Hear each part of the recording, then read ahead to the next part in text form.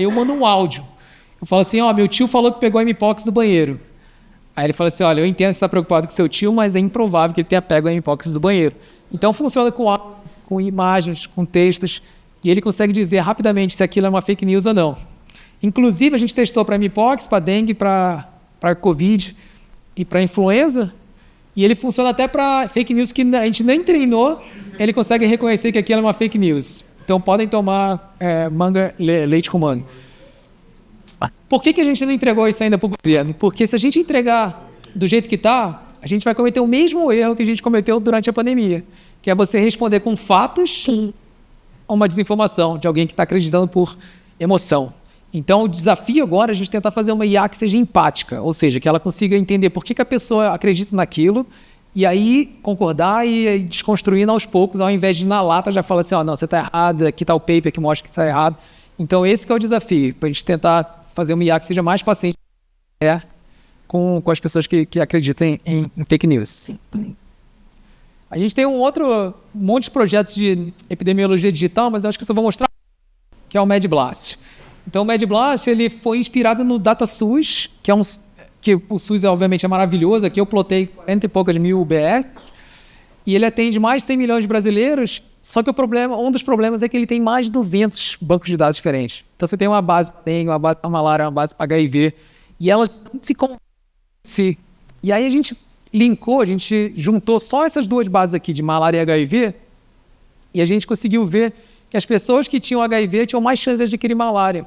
Isso é super importante para o gestor saber como uma doença influencia a outra. Só que o problema é que essas bases não estão ligadas entre si. E elas não estão ligadas porque, imagina esse caso, o Isaac 15, que ele fica doente, aí ele vai para o hospital e aquela informação vai para uma base de dados de doença. E aí, depois de alguns meses, o Isaac ele é vacinado e aquela informação vai para a base de dados de vacinas. E o que você quer fazer é juntar essas bases de dados. Você quer fazer o record linkage, você quer saber se o Isaac está presente nessas duas bases de dados aqui. O problema é que na vida real, você tem muitos erros fonéticos, por exemplo, Luiz com Z, Luiz com S. Você tem erros de digitação, dados faltantes. Tudo isso previne o record linkage. Então, tem técnicas determinísticas, bateu o CPF, beleza, mas essa técnica você deixa de pegar um monte de outras coisas. E tem técnicas probabilísticas que também não funcionam tão bem ou demoram muito, e a gente foi tentar resolver esse problema. E aí eu queria que vocês se colocassem agora no lugar de um médico em Wuhan, em 2019. Como é que você sabe que aqueles pacientes estão morrendo de coronavírus? Por que não influenza ou por que não uma bactéria? Como é que você descobre quem é o patógeno que está matando seus pacientes? Bom, você tem que pegar os pacientes, isolar o patógeno e sequenciar o DNA.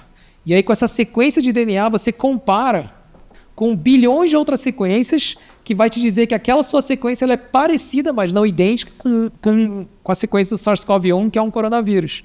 E ela é parecida, mas não idêntica com o MERS, que é outro coronavírus. E é assim que a gente sabe, então, que um coronavírus estava matando aqueles pacientes e nomeou SARS-CoV-2. E porque parece, inclusive, com o coronavírus de morcego, a gente sabe, inclusive, de onde deve ter vindo esse vírus. E esse algoritmo que compara bilhões de sequências muito rápida, esse algoritmo se chama BLAST. É um algoritmo que já existe há mais de 30 anos. Ele é muito potente, muito eficaz em fazer essas comparações.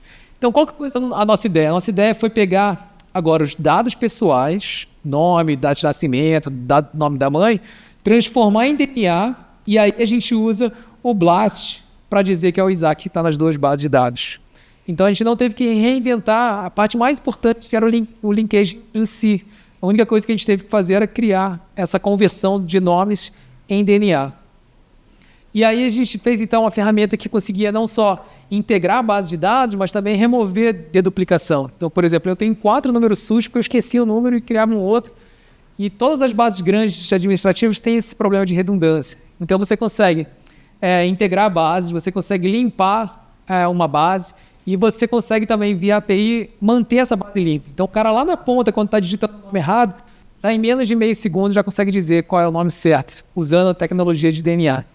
E aí isso aí virou uma empresa, uma startup chamada D2DNA, que é uma das startups que a gente abriu que faz isso, né? Essa aqui tem tudo a ver com o que o reverendo falou, que é o Mania, que basicamente tentar humanizar um pouco a inteligência artificial. E é o que eu queria falar depois com a Camila, sobre esse uma case que eu consegui usar no ensino. Aí vem um pouco, então, a parte mais filosófica, né? Então, eu falei bastante da IA preditiva, que tem a ver com o aprendizado de máquina. Falei também da IA generativa, que é a IA que gera textos, gera imagens. E aí eu queria falar um pouco da parte agora humana dos cientistas. Nós, na verdade, nem cientistas, seres humanos em geral, precisa de histórias. Então é assim que a gente passa a informação desde que a gente se conhece como humanos. Então a história ela é importante e por isso que o ChatGPT mudou tanto com a gente, porque agora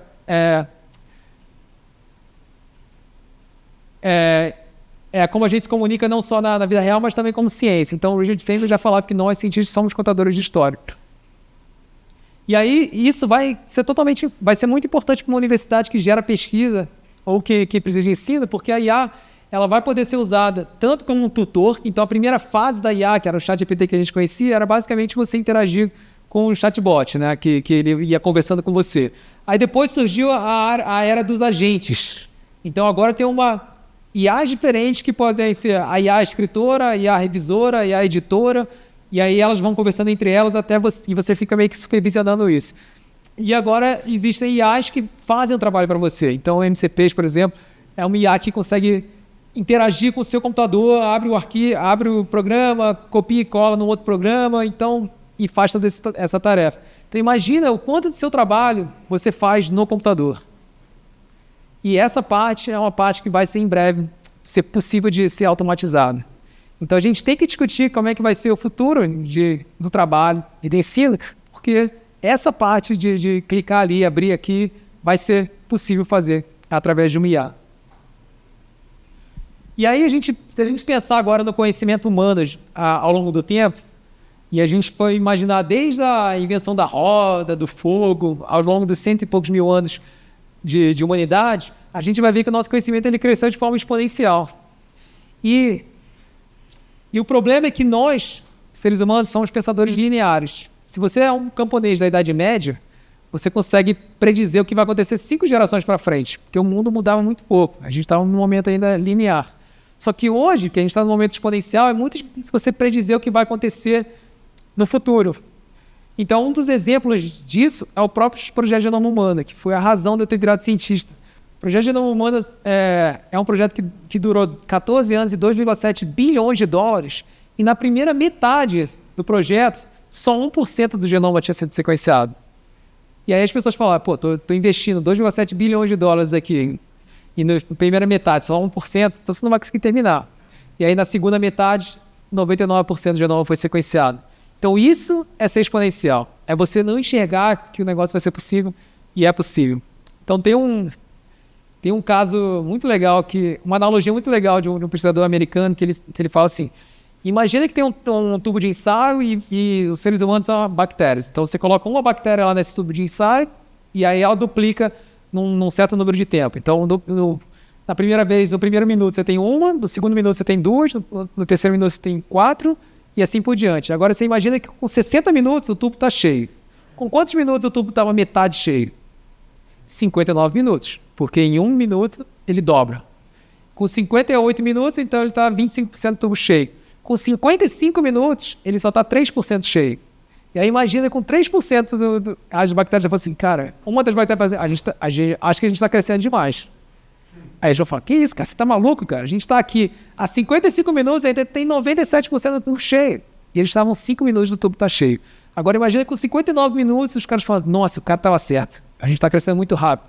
Vamos criar outros tubos de ensaios. O equivalente a você, o Elon Musk, levar você para outros planetas. Aí você consegue criar 3 novos tubos de ensaio. 60 minutos, um tubo está cheio. 61 minutos, 2 tubos estão cheios. 62 minutos, 4 tubos estão cheios. Então, aqueles 3 tubos extras te deu 2 minutos a mais. Então, isso é o problema da exponencialidade e o quanto que é difícil a gente enxergar esse negócio. E é por isso que eu fico tentando conversar com as pessoas que estão no poder, delas conseguirem enxergar o que está acontecendo com essa área da IA, porque as coisas vão acontecer de uma forma muito rápida e exponencial, e quando a gente perceber, o negócio já está aí. Só que se a gente pegar uma geração, a gente vai ver que o conhecimento não cresce de forma exponencial, né? A ciência, por exemplo. Ela cresce, na verdade, de forma incremental na maior parte do tempo. Então, o meu doutorado, meus artigos estão ajudando a ciência de forma incremental. E, de vez em quando, tem essas mudanças de paradigmas que mudam, revolucionam tudo. E o que acontece é que as IAs atuais, elas estão ajudando a ciência a crescer de forma incremental. Mas, em breve, quando as IAs começarem a treinar elas mesmas e ficarem super inteligentes, essa é a hora que a gente vai ver as grandes mudanças de paradigma. E essa é a hora que eu falei que vai ser exponencial, que a gente, nossa, peraí, a cura do câncer não existia até agora, e agora isso aí já é coisa do passado. E aí, aí agora vem a parte filosófica de tentar... eu fiz essa parte agora para a USP, mas se aplica a vocês também, né? Quando vocês se tornaram professores universitários, o que vocês sonhavam em fazer? Provavelmente não era ficar em congregação, na reunião de 4 horas, era fazer pesquisa, era ensinar da melhor forma possível, né? Então, aí e o ponto que eu queria chegar é que o tempo é o nosso recurso mais precioso. Se você for pensar 24 horas do dia de um professor, nesse caso que eu dei de exemplo era da USP, todo mundo aqui provavelmente deve dormir 8 horas por dia, né? Então você passa 8 horas dormindo, aí você tem um período do seu dia que você está dirigindo, lavando louça, escovando os dentes, que é aquela coisa que você tem que fazer, ou no caso da Camila, vindo lá de Alphaville, né? Até maior do que isso. Aí a gente tem um período, então, que a gente passa com nossos amigos, nossa família, certo? Aí... Foi? Na USP, pois é. Na USP você passa 8, 9 horas dormindo. Hoje tem. Mas aí você tem, então, um período do seu dia que você passa ensinando, orientando, escrevendo aulas, uma outra parte fazendo extensão, né, participando de bancas, dando palestras, entrevistas, uma outra parte administrativa, participando de reuniões, preenchendo formulários. E esse é o período do seu dia que você passa pesquisando, que no meu caso foi o motivo de eu ter virado professor, era pesquisar. E aí quando eu descobri que, na verdade, é isso que eu tenho para gastar com a coisa que eu mais gosto, eu fiquei chocado. Aí o que você faz? Ninguém dorme 8 horas. Aí você ocupa o seu horário de sono para poder fazer o que você gosta. Você perde o tempo dos seus amigos, da sua família para poder preencher aquele formulário. Então a gente faz isso aqui já de forma voluntária. E aí o ponto que eu quero chegar é que a IA, ela tem que servir para otimizar nosso tempo. Ela tem que servir para justamente ajudar a gente a fazer a parte administrativa, ajudar a gente a resumir coisas e para a gente poder ter mais tempo para passar com os nossos parentes, dormir mais. Então a gente tem que pensar que o foco tem que ser aumentar a produtividade, mas não aumentar a produtividade à toa. Porque esse é o problema desse outro paradoxo aqui, que é o paradoxo de Jevons. Alguém já ouviu falar? Jevons era um economista da época da Revolução Industrial. E aí o cara descobriu que quanto mais a tecnologia aumentava a produtividade, por exemplo, do consumo do carvão, você, em vez de gastar menos carvão, você gastava mais carvão. Então, esse é o paradoxo. Então, as pessoas achavam, não, agora o processo está... Eu preciso de menos carvão, vou gastar menos carvão. Mas aí você aumentava a quantidade para aumentar o projeto.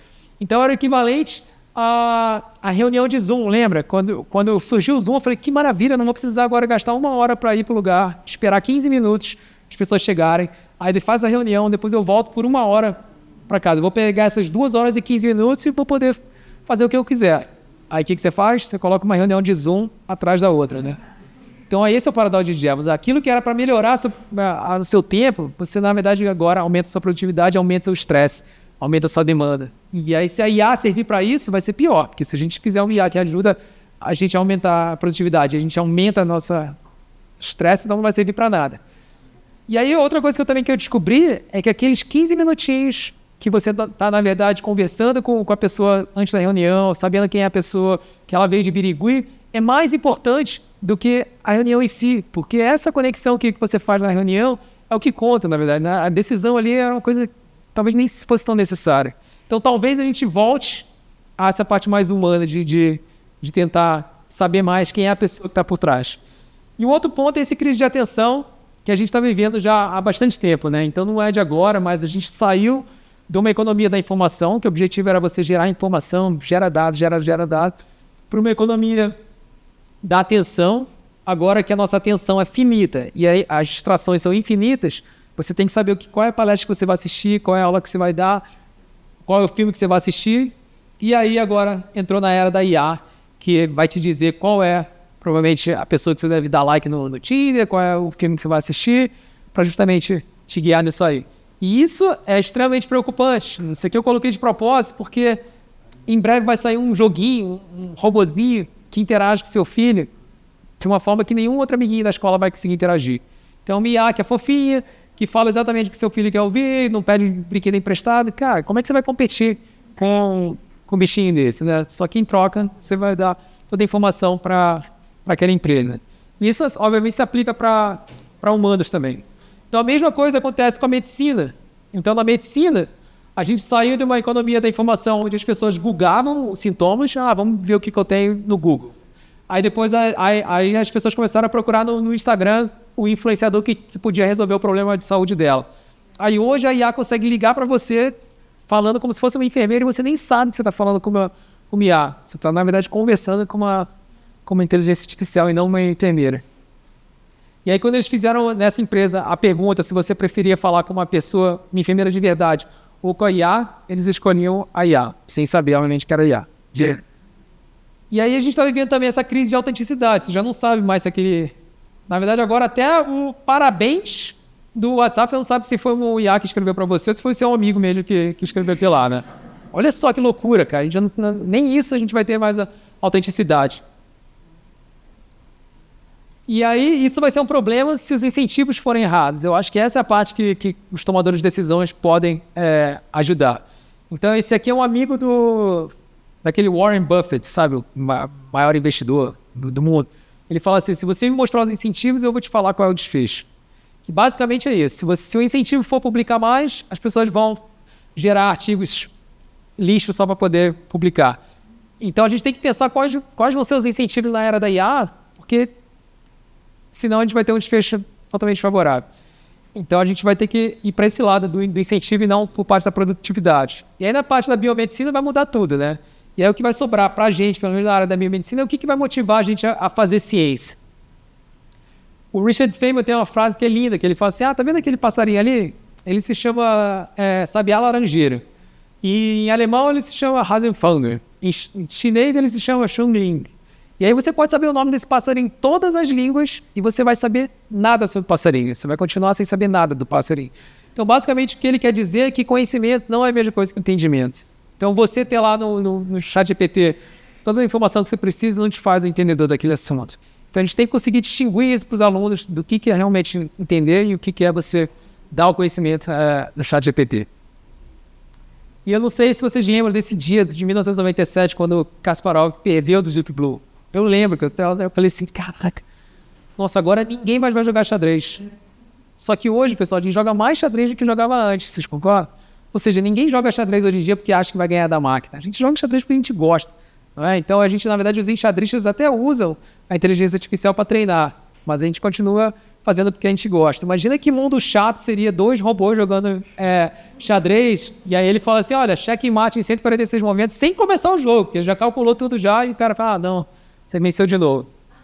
Então, se a gente começar a usar agora IA para escrever o artigo, IA para ler o artigo, IA para escrever o e-mail, IA para ler o e-mail, onde é que está o ser humano nesse meio, né? Então, a gente tem que tentar retomar esse protagonismo. E hoje, eu prefiro aquela interação com erros que eu sei que foi uma pessoa que escreveu do que aquela e-mail perfeito que eu estou pensando que foi o Miyake que escreveu, né? Então, novamente, eu acho que a gente vai voltar um pouco para as raízes e vai abraçar um pouco essa imperfeição, porque eu acho que, no final, é isso que vai contar as interações humanas, inclusive na universidade. Então, a motivação não vai ser fazer algo melhor do que as máquinas. Então, em breve, talvez, para curar o câncer de pulmão, a máquina vai fazer melhor do que a gente. Tudo bem, se curar o câncer de pulmão, beleza. Só que vai ter problemas que a IA não vai ser prioridade da IA. Então, se você quer descobrir por que as borboletas têm essa cor, não sei o que, beleza, você vai fazer, porque provavelmente muitos de nós que entrou na ciência, a gente entrou por uma curiosidade meio que inata. Não era porque a gente necessariamente achava que ia curar o câncer de pulmão. Então, eu acho que a gente vai ter umas IAs que vão resolver alguns problemas grandes, que ótimo que vão fazer isso, mas ainda vai sobrar aquela curiosidade genuína que motivou a maioria de nós a entrar para a área da ciência, que não vai ser a prioridade da IA e que você vai poder fazer, conversar e alimentar essa curiosidade sua. Isso aqui é um outro exemplo. Imagina que você está no Louvre olhando para esse quadro aqui de Monet. Aí você fala, nossa, que quadro maravilhoso. Aí essa velhinha aqui, ela fala para você, olha, esse quadro aqui é meu, já sou milionária, já minha família já está toda bem, eu vendo para você por 100 mil reais. Quem compra esse quadro de Monet? 100 mil reais.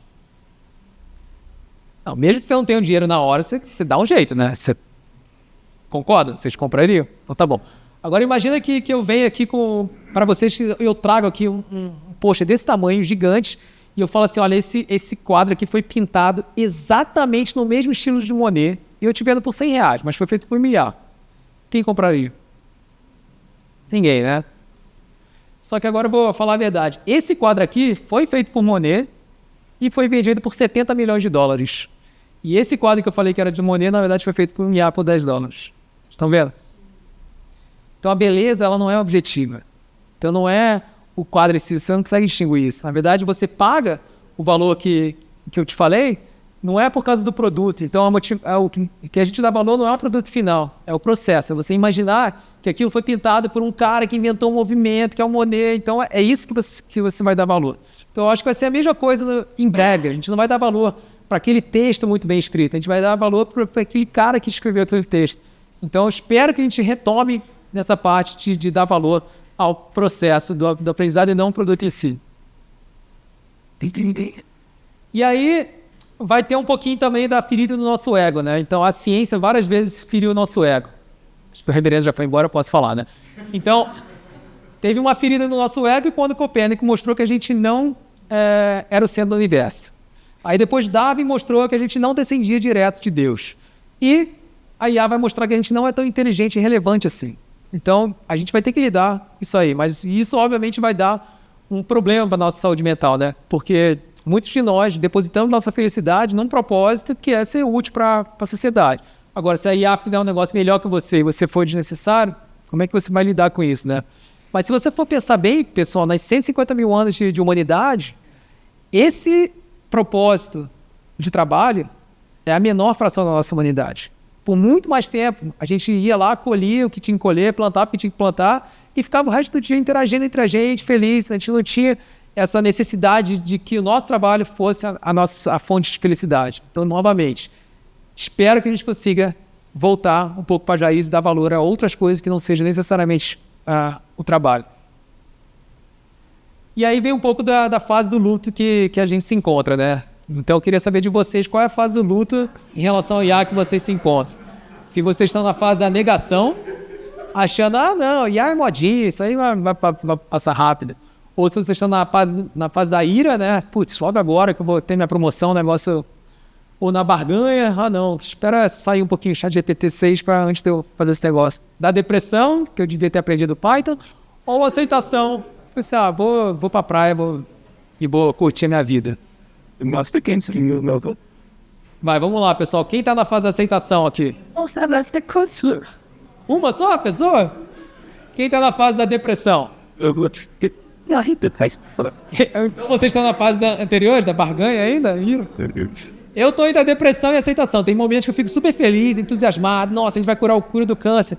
Mas tem momentos que eu fico na parte da depressão porque os incentivos ainda estão errados. Então, enquanto a gente estiver nesse modo capitalista, incentivos errados, eu acho que a gente vai sofrer ainda um pouco antes de chegar na parte boa da IA. Esse aqui é um outro ponto também, que eu estava nessa mesa redonda, no Rio de Janeiro, e esse cara aqui é um prêmio Nobel. Eu estava assim, nossa, que legal, tô ali falando com a mesma mesa do prêmio Nobel. Só que por dentro eu estava pensando, cara, eu quero ver meu filho. Eu estava ali naquele palco pensando, nossa, eu tô com saudade do meu filho, tô com saudade do meu filho. Aí quando eu estava com o Davi, eu falava assim, putz, preciso entregar aquele relatório. Então, ou seja, esse fato de você nunca estar no momento ali, naquele momento, curtindo aquele momento, é outra coisa que a gente vai ter que rever as prioridades e o sistema de incentivos. E aí, então, a gente pode pensar em vários cenários para o futuro, né? Um cenário maravilhoso, com unicórnio, com arco-íris, ou a gente pode pensar na ruína da humanidade. Vários experts em IA acham que a gente pode ser exterminado, e pode ser que a gente viva num mundo meio que intermediário entre esses dois futuros. E a mesma coisa vai acontecer com as universidades. As universidades, de fato, podem fazer nossos alunos serem melhores, nossos pesquisadores serem melhores, ou pode virar a ruína da nossa universidade. E com a USP, o que eu estou tentando sensibilizar, que a USP é enorme, eu estou tentando fazer assim, olha, vocês não precisam mudar um negócio gigantesco agora. Mas se vocês conseguirem, eu estava conversando com a Alessandra isso, criar um plano de mitigação e deixar na gaveta para quando a hora chegar, você tira e fala assim, olha, se acontecer isso, se esse diploma aqui não vale mais nada, o que a gente faz? Se isso aqui acontecer, o que a gente faz? Já está suficiente. Então é só essa discussão e já deixar pronta, tentar antecipar um pouco o que vai acontecer, já é ótimo. Imagina se a gente tivesse escutado os especialistas em coronavírus que já falavam que ia acontecer uma pandemia. A gente não precisava mudar as regras agora, mas a gente já podia saber, olha, se as aulas forem online, o que a gente vai fazer? Qual é a lei que a gente vai ter que mudar para isso acontecer? Já teria sido um enorme alívio. Então eu acho que tem que discutir nesse ponto. E o NEA seria perfeito, um lugar perfeito para começar essa discussão e deixar na gaveta. Porque isso vai mudar radicalmente em pouco tempo, em alguns anos. E, obviamente, tudo isso vai depender do alinhamento, que não sei se vocês sabem, o alinhamento é como é que você alinha os valores humanos, a ética humana com uma superinteligência. Imagina que você é uma formiguinha e você cria um ser humano, e aí depois você, como formiguinha, fala assim, você pode pegar aquela folhinha ali para mim?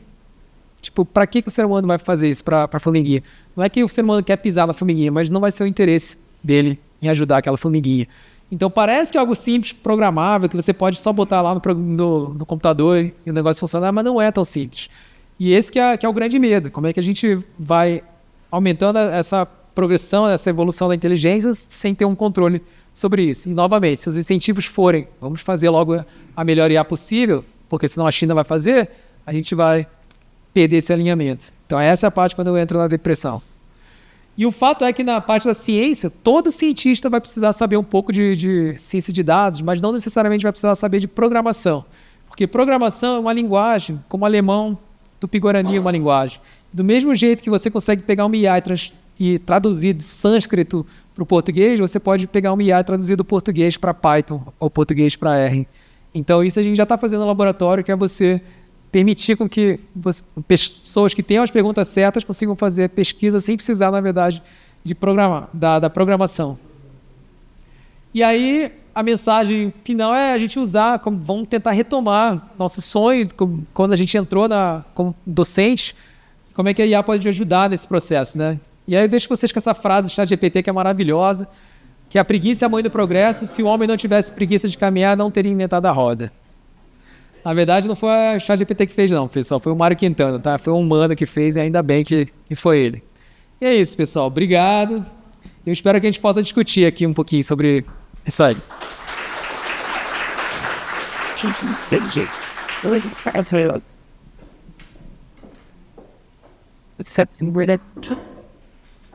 Pessoal, seguindo o protocolo agora, então a gente fica...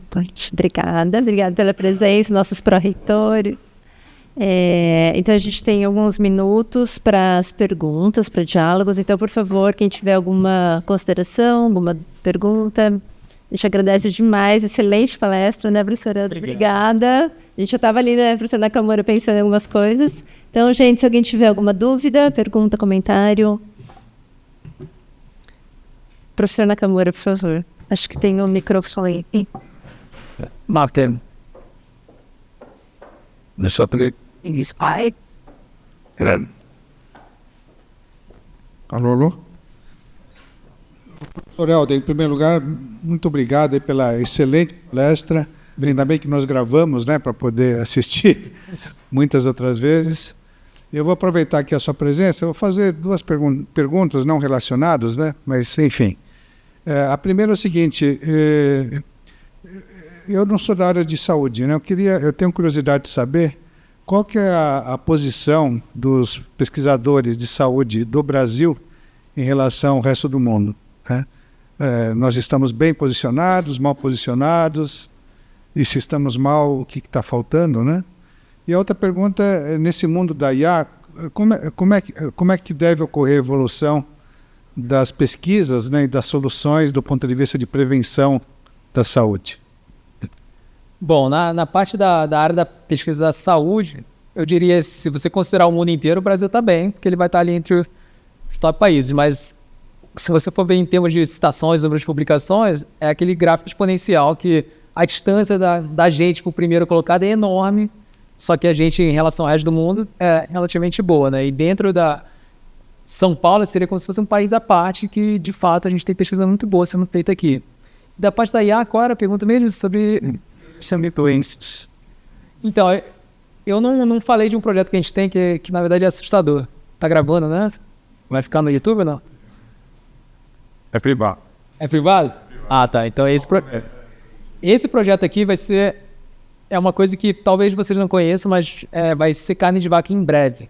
Mas ano passado, em novembro, saiu um artigo de Stanford que eles pegaram 1.000 pessoas humanas, fizeram uma entrevista com uma IA por 2 horas com elas. Então perguntava lá, Alessandra, como é que foi sua infância? Que trauma que você teve de infância?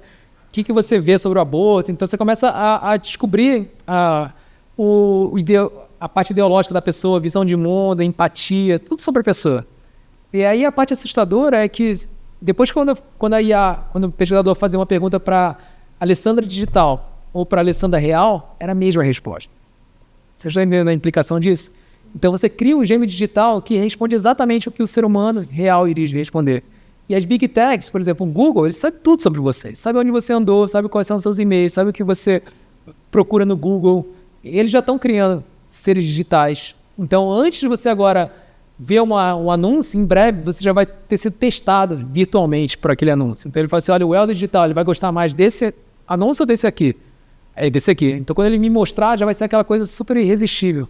Já tem empresas já fazendo isso, por exemplo, pro lado pessoal. Então se eu falar assim, olha, eu não tenho tempo de assistir 10 séries diferentes da Netflix, eu vou pegar a minha versão digital, vou pedir para ela assistir as 10 séries e me dizer qual que eu vou gostar. Aí você, olha, eu assisti, você vai gostar mais dessa aqui. Aí você assiste. Então, em prol do seu conforto, você vai abdicar da sua... E você vai seguir, então o seu livre-arbítrio vai diminuir cada vez mais. E por que eu estou falando isso? Porque a gente tem um projeto que é similar a isso, só que para o bem. Eu estou tentando fazer isso porque eu quero tentar criar gêmeos digitais que permitam eu saber, por exemplo, qual é a melhor estratégia que eu faço para o Nakamura parar de fumar. Você fuma, não? Se ele fumasse, qual é a melhor estratégia para ele parar de fumar? Como é que eu faço para ele comer melhor brócolis? Então você conseguiria tentar testar a melhor campanha de vacinação na pessoa digital antes de você ir para a real, porque você fazer um post que vai achar que vai atingir todo mundo da mesma forma, não vai atingir. Então eu estou tentando fazer isso. Então isso seria muito prevenção da doença, mas seria uma coisa que vai acontecer para o mal, porque as pessoas vão usar para publicidade e para política.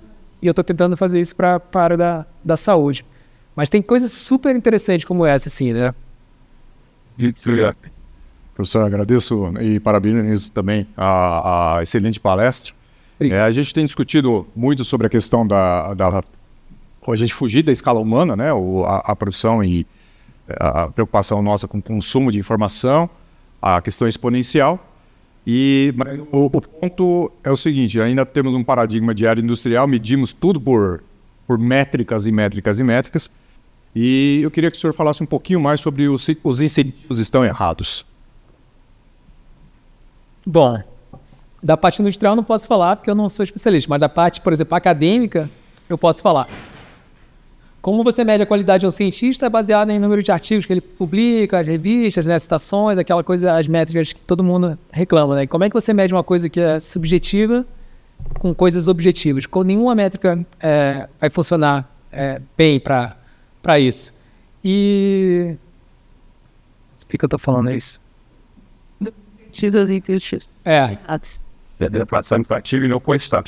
Isso. Então... E aí eu acho que vai ser muito por esse lado, assim.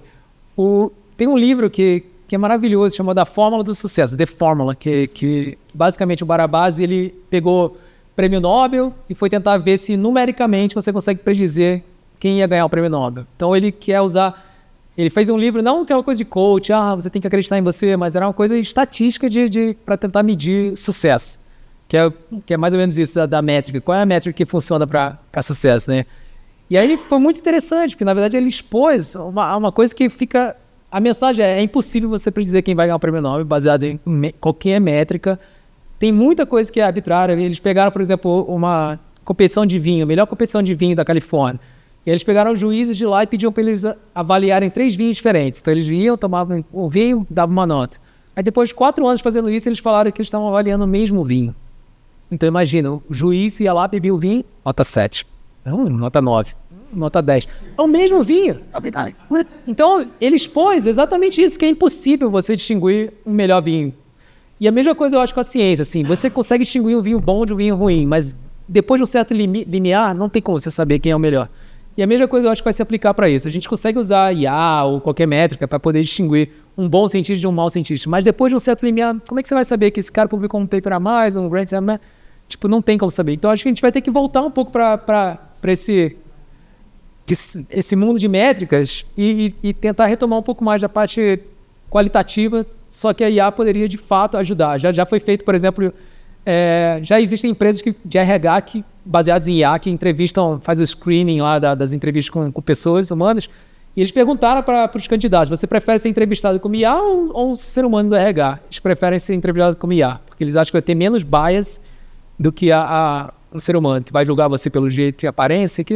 E aí, obviamente, a gente vai ter que lidar um pouco com isso, né? Então, para uma escala de uma CAPES da vida, que a gente vai ter que avaliar um monte, eu acho que talvez IA possa ajudar um pouco nessa parte qualitativa, e aí depois vai ter que ser uma coisa meio que humana ali, que é a fase final do RH ali, que é um ser humano que vai...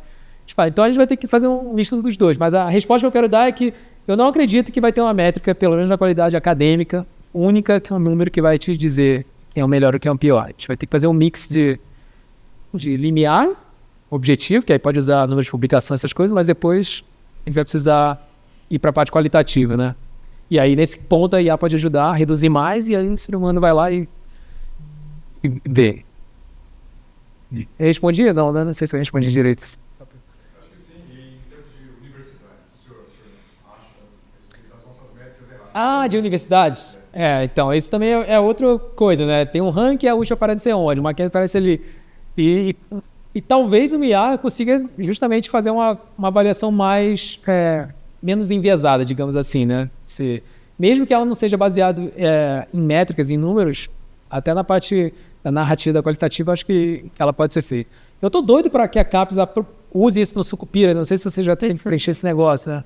Antes da pergunta, que já está, né, juntando com a pergunta feita do Maurício, impacto social, professora, como avaliar impacto social, né, que talvez você falou de CAPES agora, né, que a CAPES está tentando avaliar e integrar isso como uma métrica para os programas de pós-graduação, por exemplo. Como ver o impacto social se a gente está tão acostumado com essas métricas tradicionais, Exato, né, como publicação, citação, tem alguma perspectiva de a tecnologia nos ajudando a medir? Então, a única coisa que eu posso dizer é assim, que a IA ela pode ajudar a gente a escalar essa parte que o ser humano faria bem de julgamento, que não é a parte de métrica, né? O exemplo do RH lá que eu falei, assim, que ele consegue entrevistar, ele vai ter mais paciência para entrevistar aquele cara por 2 horas do que um entrevistador que já está chegando, putz, eu tive um namorado com esse nome, então já vai tratar a pessoa mal. Então talvez os programas, eles vão ter espero, adotado uma etapa escalonada e depois é refinada com IA. O que eu acho uma perda de tempo é um professor ficar gastando tempo ali verificando se, não, peraí, aquele certificado realmente veio. Isso aí já pode fazer, de fato. Gasta muito tempo com umas coisas braçais, e essa é aquela parte da otimização do tempo. Então, se a IA conseguir ajudar a gente a não gastar nosso tempo de professor, para isso já está valendo. Não sei se vocês já ouviram falar do conflito dos lattes. Ninguém ouviu? Conflito nos lattes. Então, eu recebi um convite de uma banca uma vez. Aí falou assim, professor, você quer ser banca de um concurso aqui? Esse aqui são os 27 candidatos, aqui está o currículo lattes de todo mundo, vê aí se você tem algum conflito de interesse. Imagina, eu tenho que ficar agora abrindo cada um dos 27 currículos para ver se eu tenho alguma publicação em conjunto com aquele cara. O pessoal vai falar, não vou fazer isso. Aí eu criei um software que permite você cruzar os currículos lattes. Então você pega a lista de candidatos, o currículo lattes deles e das bancas, e você vê se eles têm papers em comum, projetos em comum. Então você poupa esse tempo. Por quê? Porque o objetivo, se você for no site do Conflitos Lattes lá que a gente fez, está em número de horas economizadas dos docentes, que a gente fez de graça, pagando no meu bolso, porque eu quero dar esse tempo para as pessoas. Para ter que gastar um professor para ficar lá dizendo, esse cara é bom, mas tipo, esse quer tem paper com esse outro candidato. De coisa inútil esse negócio. Então, acho que a gente tem que tentar, pelo menos nesse período da IA, otimizar o nosso tempo, né? Para gastar com as partes que importam mesmo. Eu ia fazer 2 perguntas também, Helder. Uma delas, acho que tem até um pouco a ver com essa questão dos robôs, né? Como que a gente coloca a nossa vida para agilizar. E aí, pensando na questão da segurança da informação, né? Se a informação é um novo petróleo e a gente está colocando uma IA para entrar no nosso e-mail, ler os e-mails, decidir por nós, para a gente poupar esse tempo de maneira a usar para o nosso interesse, que risco que a gente está correndo, né? Pense em você assim, se você usa esse robôs, o quanto que eles colocam, né? Você que está mergulhado na IA, o quanto que você confia neles. E acho que a segunda pergunta, pensando na universidade, a gente acabou de entregar um novo projeto pedagógico, né? E pensando um pouco em que competências que a gente gostaria de desenvolver, no nosso caso aqui, para um biólogo que vai se formar daqui 5, 6 anos. Num mundo que a gente não sabe o que vai ser. Exato. Né? Então, o que você acha que seria uma competência ou algumas indispensáveis para a próxima geração aí? Não, ótimas perguntas. A primeira da privacidade, pessoal, eu acho que a gente já perdeu essa batalha, assim. Tem um amigo meu que ele não tem WhatsApp, porque ele acha que não sei o que. Eu falei assim, tá, você não tem WhatsApp, mas aí ele usa o quê? Ele usa o Signal, que ninguém tem. Aí ele tenta ligar do jeito que os Incas faziam, ninguém atende porque acha que é o banco ou algum bandido que tá ligando para ele. Então, ele sofre, mas ele tem Gmail, tem não sei o que. Eu falei assim, meu amigo, isso aqui tá dando informação. Então, eu entendo que você... Então, a gente meio que já abre mão da nossa privacidade quando a gente bota lá no iFood, que a gente deixa eles ficar traqueando onde é que você tá, para não ter que digitar o endereço toda vez que você quer pedir uma comida, mas em troca ele já sabe exatamente onde as pessoas estão. Na pandemia eu usei isso para ajudar a ver isolamento, mas então a gente vai ter que meio que aceitar ou lutar contra isso, né? A Europa está tentando fazer isso, mas aí fica o lobby gigante sobre isso. Eu acho que a gente tem versões pagas que, teoricamente, você pode colocar o texto lá e ele não usa para treinar outros modelos, mas também não tem como uma garantia de que isso acontece. Então, acho que a gente vai ter que ou acreditar na boa fé, que se eu estou pagando aqui esse extra aqui, você não está guardando as coisas, ou a gente vai ter que fazer no papel, porque não tem outro jeito. E da parte das competências, Camila, nossa, isso é a parte da minha depressão, assim, porque, como eu falei, não tem como a gente prever 5 anos para frente. O que eu posso dizer, certeza, é que esse modelo atual de 4, 5 anos de graduação já não vai funcionar mais para nenhuma área. Então, porque é aquilo que a gente está falando, né? O cara começa lá com uma grade que foi escolhida há 10 anos antes, ou 5 anos antes, aí ele faz lá os 5 anos, o mundo já mudou totalmente o negócio. Então, eu acho que as universidades vão ter que rumar para uma coisa mais de aperfeiçoamento, mais coisas enxutas, de certificados rápidos, do que cursos longos de um diploma que talvez não vai valer mais. Se você for ver as Big Techs, elas não precisam mais de graduação para contratar você. Então, eu acho que é isso. Só que eu sei que é difícil mudar, né? Uma universidade como essa, Centenário, ou a USP de 100 mil pessoas funcionando, mas a gente vai ter que se preparar para isso.